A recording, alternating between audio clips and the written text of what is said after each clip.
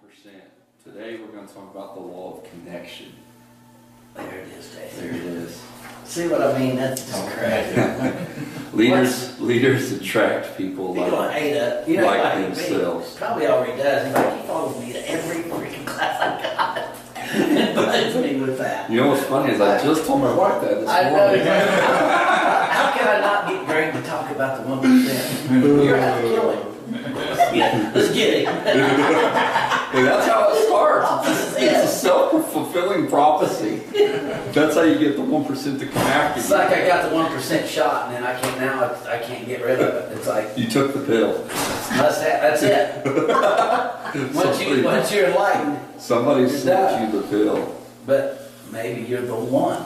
Somebody was the one. The law of connection. The heart comes first. You must connect on an emotional level. And first of all, to begin, and we want to discuss a little bit here on this next section, see what you have to say. But one, before you can connect with other people, you have to connect with yourself. In other words, and here's a simplistic way to put it. It's going to sound funny since we've been talking about what we've been talking about, but I do not say this for any particular one person around this table. Here it comes. But I feel like I'm getting ready to act. I feel like I'm getting ready to get fired. That's like, wow. I'm getting ready to fire somebody. But have you ever, I've known people that, and I'm sure we all have, we've known people that, we'll say it this way, if you see them in Walmart and you're just like, oh man, I hope they don't see me, and you go the other way. Yeah, I got you. You know what I mean? Yeah. I'm not. There's about 20 people I see at Walmart that I'm like. Here's the thing though, and they don't even know it. Yeah. Like what I mean is they don't know what it is about them that is so overbearing or unbearable or nerve grinding or like they don't even know it because they're not self-aware. Yeah. You know what I mean? They're not connected to their self.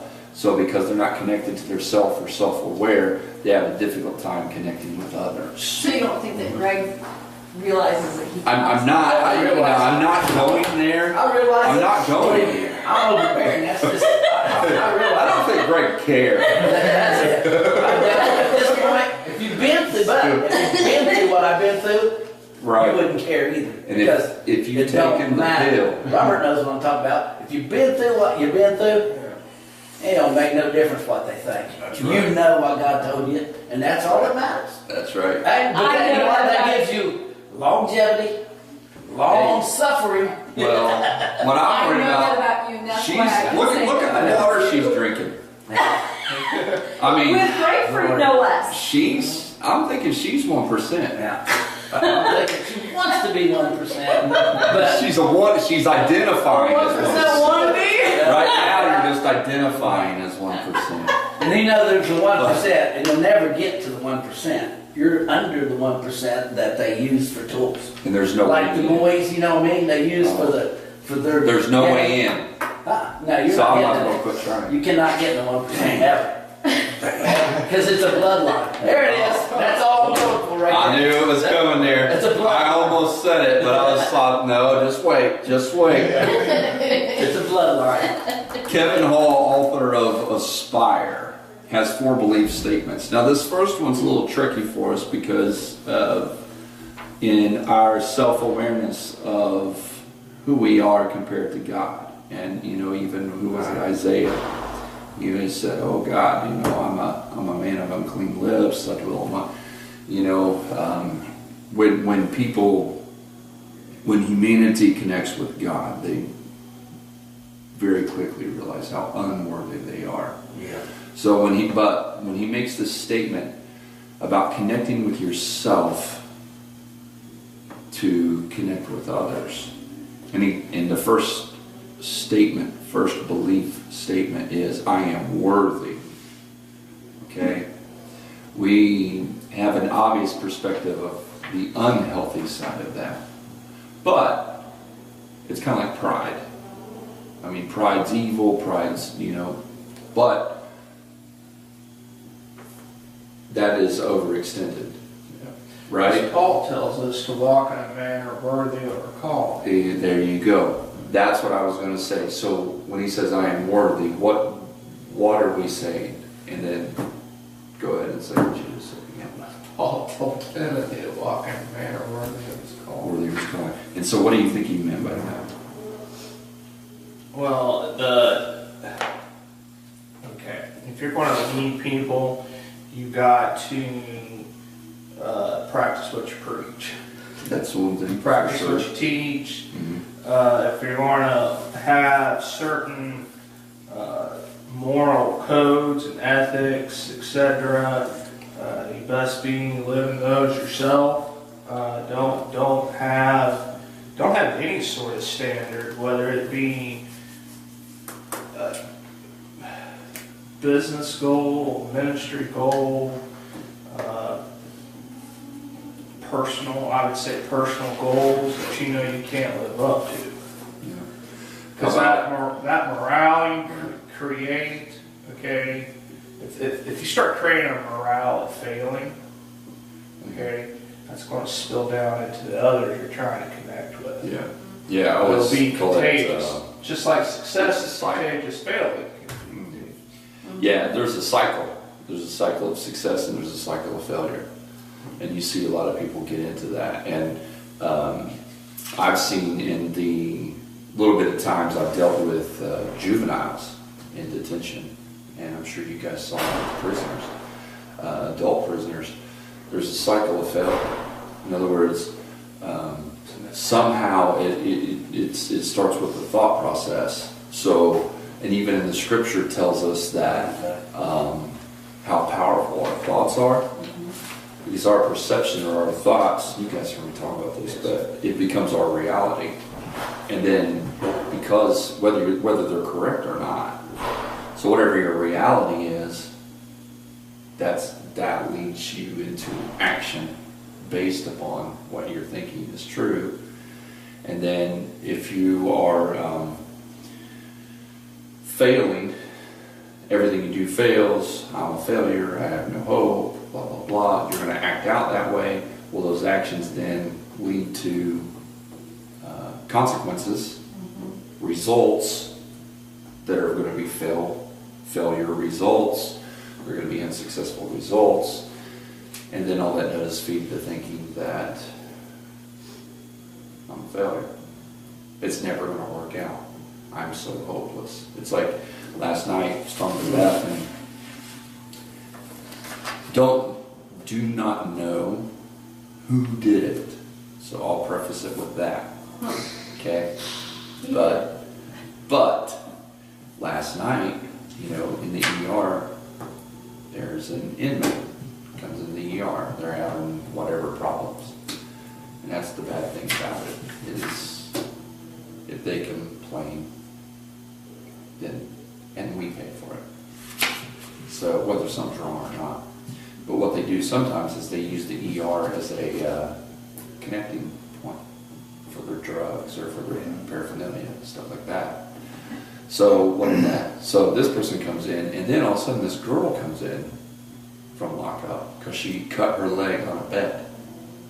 Okay? And they've been there before. At least the girl. And I don't know who they are, but I just know they were inmates. So I want to say that because the camera's rolling, HIPAA violations. So you're not supposed to know. We never signed a consent for to be on tape. Oh my gosh. You better edit cover that. that. You need to You guys have that worked out. edit that out. Get signature. You know who I am. I can't be on tape.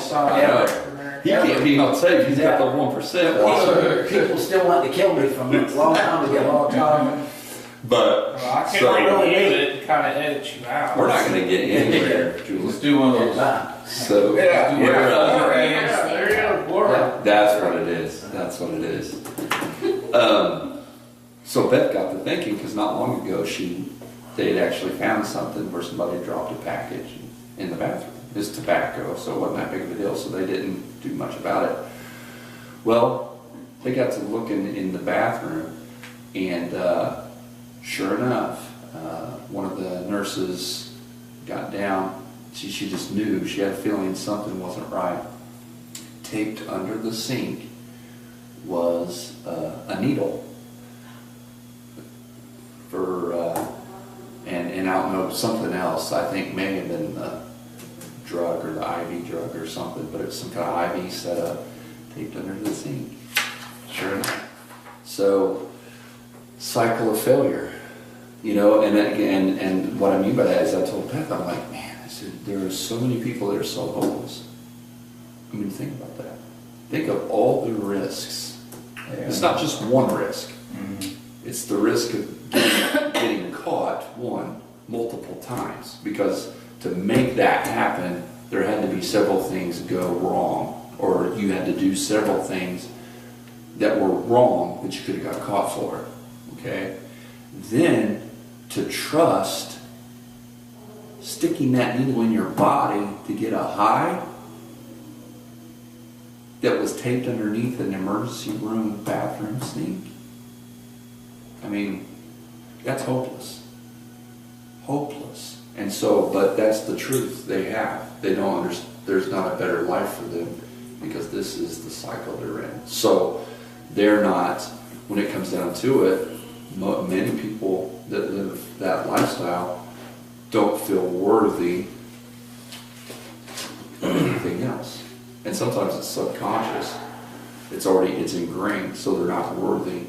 So therefore they can't connect to people who are, just basically living an everyday, keeping their head above water and trying to live a right life. They don't know how to relate to that. They can't connect to that. At one point they crossed over from getting high to I don't care. One point in their life they said, man, I don't care. Yes. Not just I'm getting the buzz and having to get time. Right. At one point they're like, when you get to that point, you're on your way to bad stuff. And usually, a lot of times it starts out with, if you can connect to them, either I'm having a good time, or escaping. That's a bad thing. There's a difference. People don't realize there's a difference between having a good time and you're going to be done. It's like going to the bar and drinking for the weekend, and you probably won't do it again for another year or 5 months. Right. Socially or whatever. But there's a big difference between. When you get to the give up place, you're on your way down a bad path. Yeah. And I destruction. know. I've heard Thaddeus Bolger tells a story about grabbing. He said he didn't even really know what it was. Yeah, you don't care. Where it's from. Went in a dirty gas station bathroom and just did whatever to do it. I don't know if it was ate, smoke, or shoot, but he did it, and he said about killed him. And but he just didn't care. He just had to have it. So, body withdrawal 7 days. And your body will make sure. That's what's bad about that drug. One thing that It's rough. comes to my mind, say that scripture again that you said. Paul says, You need to walk worthy of your calling. A manner worthy of your calling. Okay. And if you really think about it, a lot of people, their worthiness is in their mind. Oh yeah. And that puts you on a walk, whether it's Absolutely good or true. bad. What came to my mind, I don't remember the author, but there's one of the motivational speakers, authors, could have been Zig Ziglar, could have been Tremendous Jones, I don't remember, but he said that to be successful you need to spend so much time thinking, having a time set aside for thinking and thinking according to the direction that you want to go. You need to spend time thinking about being the person that you are called to be. That sets up a worthiness in you because lines up with the scripture, out of the abundance of the heart, okay, it says the mouth speaks. That's because that's where you're at. You involve your mind, your heart, it just becomes you. You speak it, and therefore you walk it. You live it. It just becomes a part of you. And that's where the people like that are at. It's where they see themselves. That's where the mind has been. They spend their time thinking about those things. Therefore, they speak those things. Therefore, they walk those things. And to turn that around, we are to change the direction of our thinking. Yeah.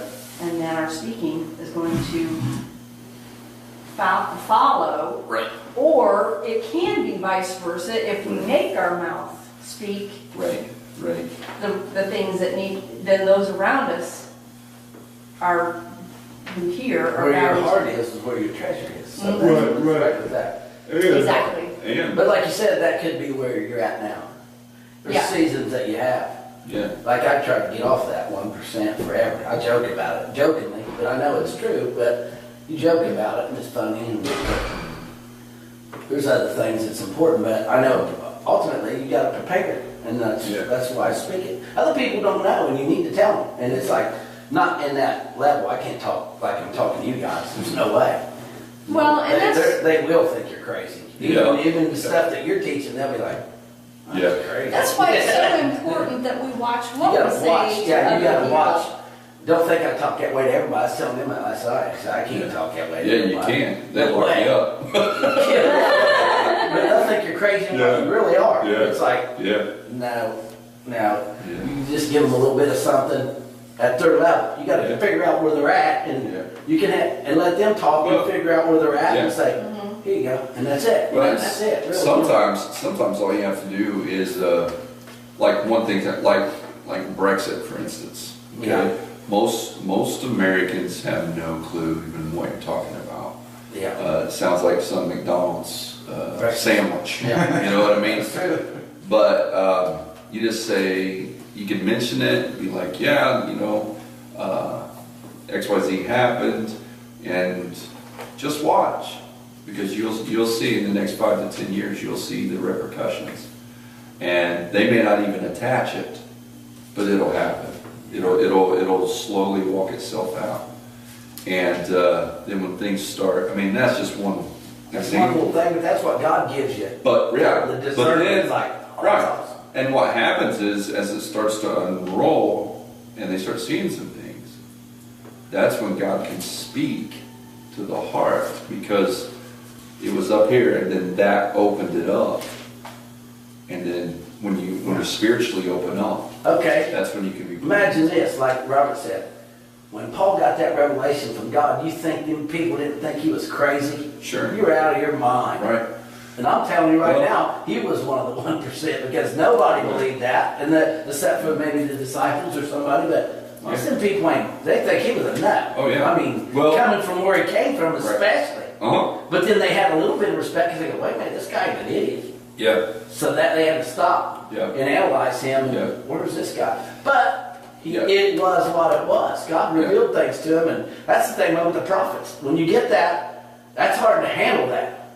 You have that, even to be a watchman today, that's hard to do, because you get criticized all the time. Well, you got guys, we talked about him last week, Franklin Graham. Look at how much criticism he catches. But listen to what he's saying. Exactly. You got to and listen. watch what he's doing. He's pretty accurate. Now I get tagged with that a lot. He don't listen. But how do I get the information if I ain't listening? Yeah. That's a lie. So he's accurate. My problem is knowing the season that you're in. Yeah. Before you just get fired up, and God reveals, you got to watch it. You can kill people with it, and it's like, oh man. Well, on that note, out. thing that's interesting, talking about connecting with people. When Paul was speaking I think in Athens, but he was speaking to the Greeks. Basically, we'll say that's speaking to someone that is atheist or agnostic. You know, they don't really care about the Bible. They don't really. Yeah. So going right in and talking scripture, they ain't gonna do nothing because they're not even there. But so what Paul did was came in and used their gods to open up a door to show his God. Yeah. Because he went to the, you know, the memorial for the unknown God, right? And he said, hey, I can talk to you about this unknown God. You know? And then when he started to exhort, he actually used their poets' literature. Not scripture, not Old Testament, but he used one of their poets' literature to speak to their heart, because he could take what their poets said, who they respected and knew and were educated with, and he could take what was said and he could relate it to God's Word and begin to wrap it, drew them in, connected with them, got their attention, and they said, and then they said, hey, here's a guy that knows his stuff. Well, then he starts laying on a few things that where they don't know, and all of a sudden they learn because he opened them up. Yeah, he didn't kill them with the word. He didn't come right out with the end in the beginning. He started where they're at and he worked his way to it. It's a wise man with his soul. So right, that's exactly. Today, that's very true. And that's going to be very important. First. Right. That's going to be very important because, and that's, you know, that's again the top line. The heart comes first. You must connect on that emotional level. So then the second point, I am capable. And that comes with kind of what we were talking about, you know, this walking worthy of your calling, this thought pattern. I can do it. I've got this. I know I have enough information to walk this path. I know I have enough capability to walk this path. So it's kind of like, you know, an easy way to look at this is a doctor. You know, if you're going in for surgery, you know, you want a doctor that says, like our surgeon said to my wife when she had gallbladder, he said, well, you know, he said, when you're a hammer, everything looks like a nail. No, I ain't receiving that. I'll tell you that right there. He, like, no, but he was confident, though, in everything. He knew he could do it because the complication was she was pregnant. So she was right at that mark where we had to decide now. Yeah. Because they don't do it after 21 weeks, I think, and she was 20. Wow. I mean, she was right there. Wow. So I talked to him. Yeah. And he was recommended from our family doctor. He was very confident. I saw no hesitation in him. I mean, and that's what you want, right? You don't want a doctor that goes, I mean, if I'd have got that, no. Yeah. I mean, immediately, right? Immediately. So that's what I mean by, you know, this, I am capable. I am capable. I'm deserving. Here's another one. I'm deserving. When a lot of people, again, take it way over here, I deserve that. I deserve that. You know, my comment is usually, you deserve hell. That's what I told him last Yeah, night. we all deserve hell, but you know, thanks to Jesus, we don't have to go there. Yeah. But it's important to have that. what is a healthy though? What's he really talking about here though? I'm deserving. What's a healthy perspective? Humility in that. In I am deserving. That's humility in This that. came to my mind, but really thought for these, and that was Elisha's relationship with Elijah. That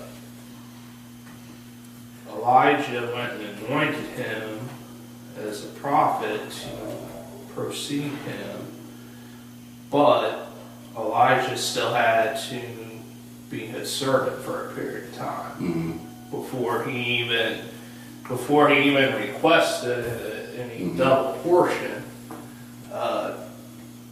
He walked in a manner following Elijah wherever he went and doing what he asked, etc. essentially becoming Elijah's servant. He proved himself deserving of receiving that mantle. It wasn't just given to him.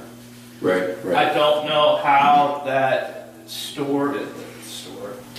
I don't know how all that would have played out with Elijah. I definitely don't think he would have got a double portion had he not went and followed Elijah. Just coming and being anointed as something and then not doing anything to show yourself deserving of it, following such, to me doesn't say a whole lot about yourself. Give me an example of a healthy, a personal experience in a healthy perspective of I am deserving. Like something happened or you're headed in a direction in life and you can confidently say, you know, because of what I've done, based on, in a healthy perspective, I deserve. Well, I've learned that I need to, wherever I go, whatever I do, whatever I feel led of the Lord to do, I should, and I try to always keep this in mind, that I am deserving of whatever I pursue because I'm a child of the King. And who better deserves any of the blessings that should be bestowed on anybody here on earth or have anything is because of him. I rule, not someone in the world, someone of the world. I rule because I'm a child of the King. And he's the one that I think, and I think it goes without saying when we talk about it here. We know we're worthy, but only because of him. We're capable, but only because of him. We're deserving, but only because of him. He is the centerpiece of all of that. Because in comparison to him, next to him, we're not worthy, we're not capable, and we're not deserving. Right. But when David went before Goliath, he knew he was deserving of that man's head.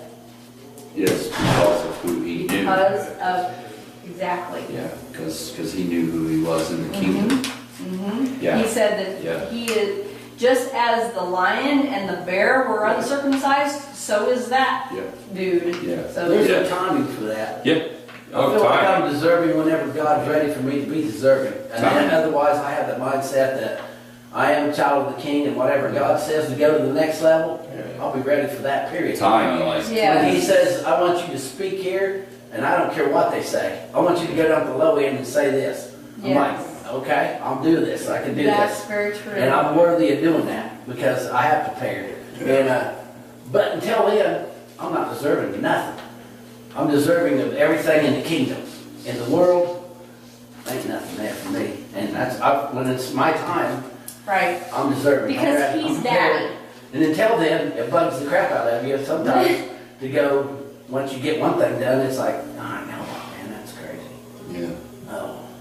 Yeah. You just keep getting prepared. And when the door opens, you go up there. Yeah. And that's what everything I've ever done in here. Yeah. I'm not lazy. I'm not one to just wait. It's like I'm going to keep pushing until God directs me to where to go next or what to do. And until then, I'll help somebody else, whatever. The most successful and most impactful things I've ever done in my life to this day have happened solely because I just walked the path. And then God said, yeah, here you go. I mean, every time. There's stuff that I haven't expected. I get excited. It just happens. Don't you get excited about that? Because you never know what God will throw in there. I'm like, dude, I'm a person away from $1 million if I need it. If God, when God says it's time, and that's the business truth. to have 5 trucks and 450 people working, you're one guy away from that. That's and I'm like, I'm prepared for that. That really is but the at truth. the same time, I might not be in my mind. Well, and that what you said is on key. What you said is key. Prepared for that. Yeah. Because I couldn't say that 5-10 years ago. because we all have to be prepared for that moment. It's like John Wooden, you know, he said when opportunity comes, it's too late to prepare. Yeah. So you know, it's not about, you know, twiddling my thumbs and drinking my Pepsi and sitting in my recliner, and then one day somebody's just going to come to my door, you know. But it's about grinding it out. It's about hitting the pavement. It's about, you know, actions. But don't give them the widow with the ready to die and have the granddaughter comes knocking at the door. Don't use that scripture. Because I go, well, he came to the door. I was ready to die. Don't use that scripture. But see, that's the thing, though. But you're right. You're working at it. Yeah, You're walking it. You're doing it. But like she says, you're not setting idle. That's the thing. She's You're talking not about setting dominion of authority in the kingdom. Yes. And even when you said here success, there's 2 types. There's worldly success and godly success. Huge difference. Well, that's what I'm saying. That's where you have to know within yourself, and it goes a lot with this, with connecting with yourself. What is true success? I've had to argue with What people is about that. true Because success? they don't realize. I have to argue with myself stepdad- about that. My stepdad's like, well, you need to use wisdom. I'm like, well, see, the wisdom you use and the wisdom I use is totally different because I'm not. My principles ain't according to the world. So I said, I can't conform that way. I said, I can't do that. Let's think about it. Worldly wisdom, okay, secular wisdom, Right. secular success. It's all based around just a couple things, Yeah. and one is money. Money. Yeah. The biggest one. And the power. Money and the power. Yeah. Money.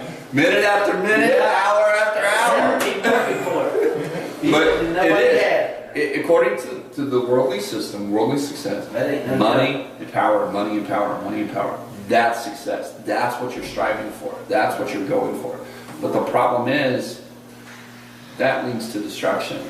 Yeah. If that is your centerpiece, that's why the scripture plainly says the love of money is the root of all evil. Because if money is your focus, then it's like our ethics course we're in on Wednesday nights. You'll step on anybody you have to step on.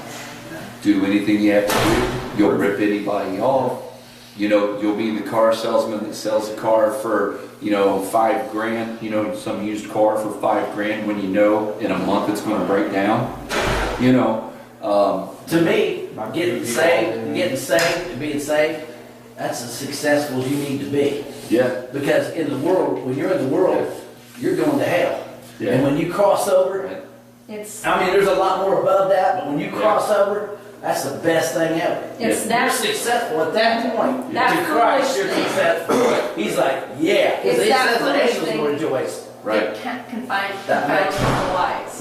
right, What you just said. Yeah, I That like to that. the world is foolish, right, Yeah. and it confounds right. when they say. I mean, in the world, you don't look like you've done anything. You got saved. You still bum. Really? Not no more. You know what I mean? It's like, you don't know. I mean, the Because honest, the thing's coming. the honest truth is there are truly successful people that have nothing. Yeah. I mean, I should be in prison But the rest of it's- my life. yeah. I shouldn't be here talking in this class. yeah, No way. I agree. So I'm good to go. You know what I mean? But God put me here. See, that's what you got to figure out. Yeah. Why is he here? You ain't got that figured out yet? Well, it's because I was in the And God 2%. didn't even just do that. He sent Robert to help me. Robert's been there. Yeah. So, you know what I mean? You can't get away from it, man. It's just the way it is. The last one before we leave, because you have all the rest, but we've got through like we got through 10%, but trust yourself. I know, I Trust already made yourself. faces then. Hey. Trust yourself. He's not coming this Hey, I'm almost done. I keep it right here. I'm on bodyguard It's here. bodyguard duty. Trust yourself. Now, this That's a one, big one. this is a big one. Yeah. It is a big one. Because, I mean, people have said, I don't trust myself. I don't want to go there because I don't trust myself. I don't want to talk to that person because I don't trust myself. Yeah. And that's self-awareness. Yeah, it is. That's You gotta self-awareness. know who you are. Better So when you're walking in this path and you're connecting with people, believe it. It's huge. you have to trust yourself in that relationship, knowing, and you have to be self-aware, no matter what your weaknesses are, what you're feeling at that moment, because it may not be time to connect. Yeah. I think that goes back That's to important right there. keeping yourself connected with the Lord and staying Yeah. Mhm. ever prayerful Yeah. with the Yeah. Lord. But your flesh is still your flesh, and you better make sure that Yes. if you can't trust yourself in this area, you have an accountability partner. Yes. Because Yeah, Yes. absolutely. I'm not going to certain places. Yes. No way. Right. And there's other things that people might be scared of that I can do that they can't. But I know who Yeah. I am, and I ain't. And here's doing the certain thing though, where it comes full things. circle. Not giving in. Because when we are aware of those situations and we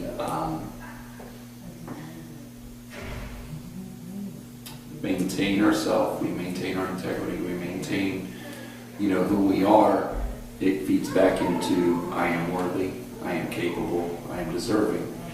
Because if it falls apart down here, trusting yourself, Yeah. then it starts falling apart all the way through.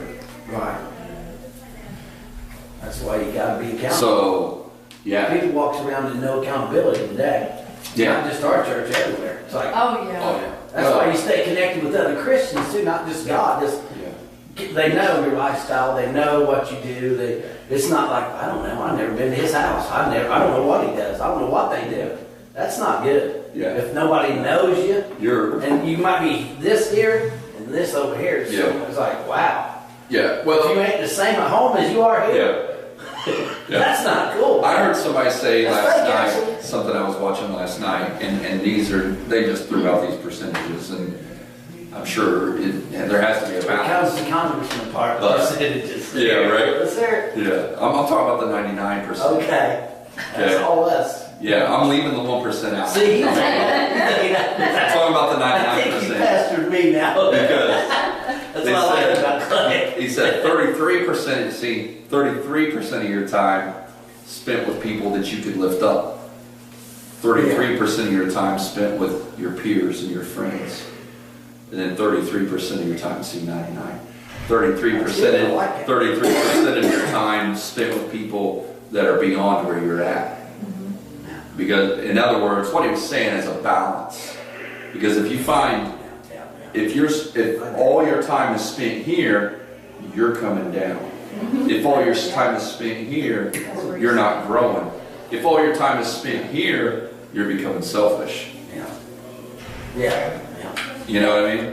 Yep. So your purpose for growth is to lift up yourself. When you're multitasking, balance is hard. Yeah. Balance is hard. Yeah. Harry's talked about that. He said, Yes. I was at ADH. He goes, I'm ADH. He goes, I Yeah. got 50 things going at one time. He goes, if I wasn't, I'd never be able to handle this ministry. Yeah. He said, Yeah. there ain't nothing wrong with that. God made me this way, and it's cool. Because if I wasn't like that, if people know me, he said, Yeah. there's no way I Yeah. can do that. Yeah. It still take time for my studies. It's like, I Yeah. thought, Yeah. well, that's the way that Shrek is too. He's Yeah. like, Yeah. Yeah. Brother, it's starting to rain and your truck windows are down. this one. We'll Just go one. up and raise it for you. And I don't know if you can. That window crank. Do what? That window crank's pretty hard. You can try. But This way. to end it, it goes back to, man, there was something you had said. I had it, I was right there before, but it was Yeah, about, I like that. Was good. it was about this growth, this, and it was connected with spending time and, Thinking. I think, exactly.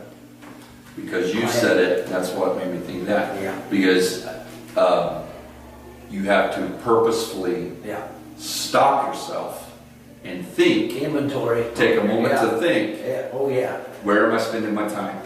Where am I spending my time? Where am I at? If you don't, you're not gonna have a balance. I did that before when I first got out Yeah. because everything hit me at once and I had to work. Well, I had everything to catch up. You'll find yourself Yeah. unknowingly. You'll find yourself going in one place all the time, Yeah. and then you're losing this, you're losing this, or losing this, or you're losing friends, or Right. or and you think, okay, wait, stop. You've got to How pull did I yourself get here? away How did I and get look. here? Well, your wife will tell you. I guarantee you Yeah, that. that's true, too. She Well, should. you know, she should. too. That's, and you need yeah. that. You Yeah. need that. You Go, man, do. you're over here. I'm like, you're right. Yeah.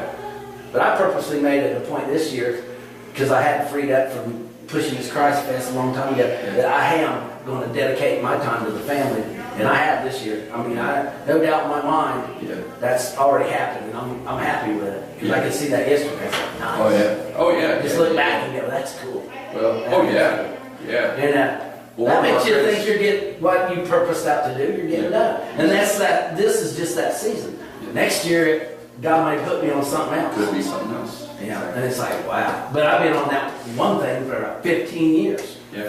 And it about drove me nuts, man. It's like, God, nobody wanted to back us, get behind me. You know how it is. Yeah. But I kept pushing, didn't I? From having these concerts out here to whatever, you know what I mean? I pushed it. God put it in my hands, and I'm like, I'm not quitting. I ain't giving up. And then when And even going over the Christ Fest that you guys had. yeah. I knew right then. Yeah. Oh, this is going to happen over here. I know. And then they built the thing up down. I'm like, Yeah. there it is. That's no brain to me. Well, and that. that's what it I got takes excited. to be prepared Yeah. when opportunity comes. I got excited, but then I got disappointed again because it wasn't the way that I wanted it to be. But God said it was okay because It's it really wasn't about the pastors getting together. Yeah. But He said that's all right. Yeah. That'll take its own course. Yeah. There'll be another time for what you're talking about. So many times there's It's like, things, that's all right. we have our own idea of the way something's supposed to go. Well, I sat in prison for 2 years, and God showed me pretty much how this is going to go. And it didn't vary. I mean, I knew what He said.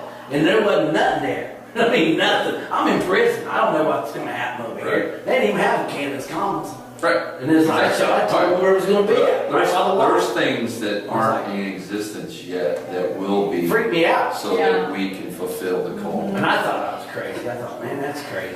Hurry, we gotta pray. You were saying you gotta be prepared. When you guys started talking about being prepared, there was a song that came to my mind.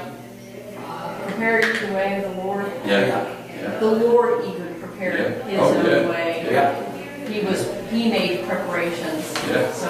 And there's a whole other message in the timing and all that. Yeah. There had to be the right timing. It had to be, everybody had to be one and one, just like the language, everything had to be, there had to be, I even heard them talk about the roads had to be so people could get in and out. Oh, yeah. Just, there's a lot to that. Oh yeah. It was perfect timing, so Yeah. God knew that. That's Yeah. why He's awesome. It was perfect timing for everything.